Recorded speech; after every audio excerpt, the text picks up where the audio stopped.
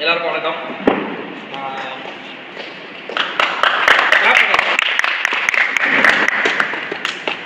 கிட்டத்தட்ட எப்படி சொல்லுன்னு தெரியல. நாங்கள் வந்து ஒரு 2015 தேட்டர் பண்ணுறோம். 2015 வந்ததுலேருந்து நான் வந்து எனக்கு வந்து நாடகம் மாதிரி சின்ன வயசுல ஈர்ப்பு உண்டு. ஸ்கூலில் நடித்து எழுதி நானே தான் டேரக்டர் நடிப்பேன். ஏன்னா எங்களோட தமிழ் ஆசிரியர் வந்து எனக்கு ரொம்ப பிரியமாக இருக்கும். ஒரு வருஷமும் நான் ஏதாவது ஸ்டேஜில் ப்ரோக்ராம் பண்ணணும் அப்படிங்கிறது அவங்க ரொம்ப எதிர்பார்ப்பாங்க. அப்போ என்னென்னா அவங்களே ஒரு கண்டென்ட் சொல்லுவாங்க, இந்த மாதிரி நடி. அவங்க வந்து எனக்கு ஒரு இமேஜ் செட் பண்ணியே கொடுத்துறாங்க. நான் அது வந்து இப்போ ரிவர்ஸாக யோசிச்சு பார்க்குறேன். அதாவது நான் நடிக்கிறேன்னு ஒரு கேரக்டர் ரொம்ப நல்ல பையனாக இருக்கும், தமிழனாக இருப்பேன். இந்த மாதிரி நான் நடித்த ட்ராமாலாம் எடுத்து பார்த்தா அந்த மாதிரி ஒரு இமேஜே செட் பண்ணிட்டாங்க. அவங்க அந்த மேடையில் எனக்கு செட் பண்ணாங்க.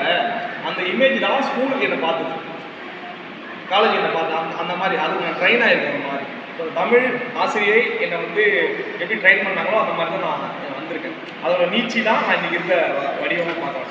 ஸோ அதனால் எனக்கு வந்து சென்னை வந்து நாடகம் எழுதணும், நாடகத்துறையில் இயங்கணும். ஏன்னா சினிமாவுக்கு பெரிய முன்னோடியாகவும் பிளாட்ஃபார்மாகவும் அது இருக்குது. அதில் இயங்கணும் போது எனக்கு வந்து இப்படி ஈஸின்னு சொல்லக்கூடாது, அந்த வார்த்தை நான் பயன்படுத்தலை. பட் எனக்கு அதை கனெக்ட் பண்ணிக்க ரொம்ப எளிதாக இருந்தது. காரணம் நான் ஸ்கூலில் பண்ண ட்ராமாவும் அங்கே பண்ண விஷயங்கள் தான். அதுக்கு வந்து அது இல்லாமல் வாசிப்பு ரொம்ப முக்கியமாக நான் கருதுறேன்.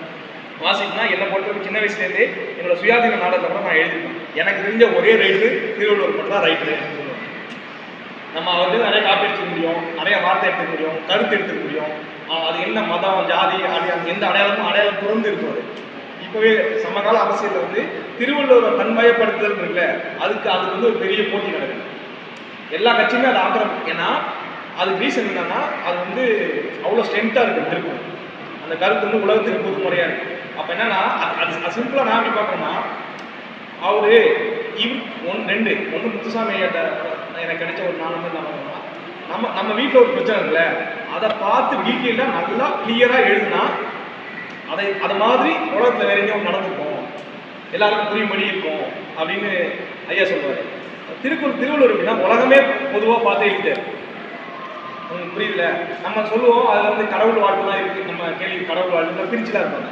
அது எல்லாமே திருவள்ளுவர் டைட்டில் கொடுக்கல, கடவுள் வாழ்த்து அப்படின்னு சொல்லி. அதிகாரம் பேர் இருக்குல்ல, அதிகாரத்தோட பேர் அவர் வைக்கல. அது வந்து ஒரு எல்லாரும் தெரிஞ்சுக்கிட்டா கடவுள் வாழ்த்து. அவர் வந்து என்னன்னா 1030 குறளையும் எழுதிட்டார், 10 தான் பிரிச்சு. அதற்கு அதிகாரத்தை பிறப்பிக்காலத்தில் வந்தவங்க தான் எழுதுறாங்க. அப்போ என்னன்னா அந்த வகைப்பாட்டியலும் அதை புரிஞ்சுக்கிற போராட்டம் திருக்குறளை அது ரொம்ப பெரிய போராட்டம்.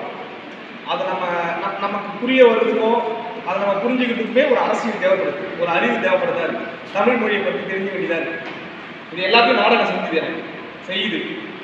அப்படிதான் நான் பார்த்தேன். நான் இங்கே வர எல்லாருக்குமே திருக்குறள் வழக்கப்படுத்தணும் அப்படின்னு சொல்லிட்டு எனக்கு என்னன்னா நான் லைஃப்பில் சந்திச்சது என்ன அட்மையர் பண்ணாமல் நான் அறிமுகப்படுத்துவேன். முத்துசாமி, திருவள்ளுவர், அம்பேத்கர், பெரியார், இப்படி நம்ம சொல்கிறோம்ல.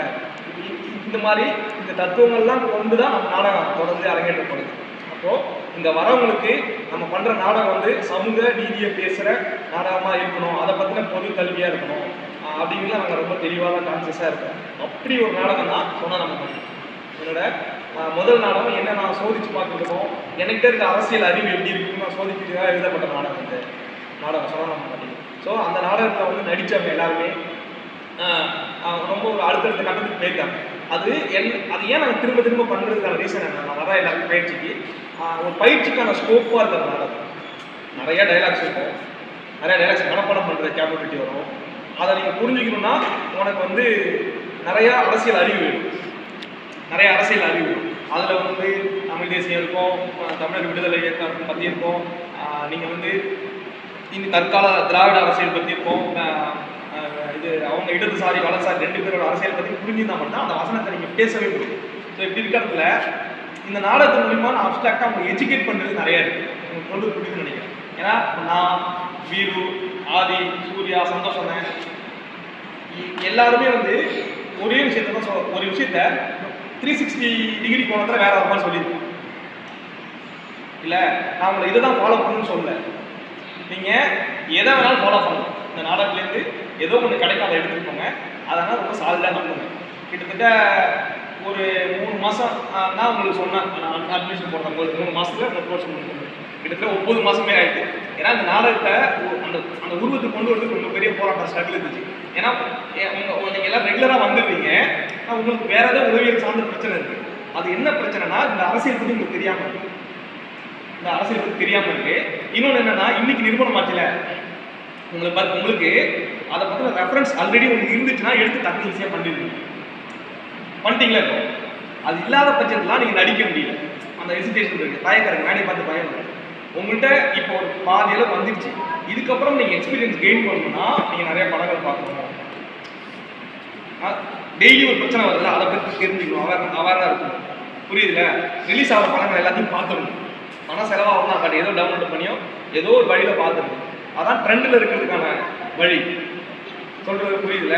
அப்போ அவங்கலாம் இப்போ நீங்கள் வெளில போனால் அவங்க இடத்துல நம்ம பார்க்கும்போது நாடகம் வந்து ரொம்ப ஒரு பழைய ஃபார்மேட் மாதிரி தெரியும். புரியுதா? பழைய ஃபார்மேட். ஆனால் நம்ம வந்து பழைய ஃபார்மேட்டில் இயங்கலை. உங்களுக்கு புரியுதா? ஏன்னா நம்ம வந்து ஏதோ ஒரு காலத்தில் எழுதப்பட்ட நாடகத்தை வச்சு அதுக்கு நம்ம அர்த்தப்படுத்துறோம். நம்ம காலத்தில் நடக்கிற பிரச்சனையை அதை நம்ம பேசுகிறோம். உங்களுக்கு புரியுதுல? அப்போ நம்மளும் ட்ரெண்டில் தான் இருக்கோம். அதனால் இந்த நாடகத்தை நீங்கள் நல்லா புரிஞ்சுக்க ட்ரை பண்ணிங்கன்னா ஒரு அரசியல் அறிவு வரும், அதில் ஒரு அனுபவம் கிடைக்கும். அதை வந்து லைஃபுக்கு அப்ளை பண்ணணும். அதான் என்னோட தாழ்மையான வேண்டுகோள். நான் எழுதின ரைட்டராக என்னோட வேண்டுகோள் அதுதான். ஏன்னா எது நமக்கு தேவைன்னு ஒன்று இல்லை, எது தேவைன்னு இல்லை. நானுமே எப்படின்னா இதை எழுதி இதை படிக்கும்போது தான் எனக்கு நிறைய விஷயம் புரியுது. இதெல்லாம் நம்ம மைண்டில் இருக்குது, நம்ம இதை சரி செய்யணும் அப்படிங்கிறத நான் செல்ஃப் கரெக்ஷன் நான் ஒன்று பண்ணிக்கிறேன். உங்களுக்கு அப்படி நடந்துச்சுன்னா அதை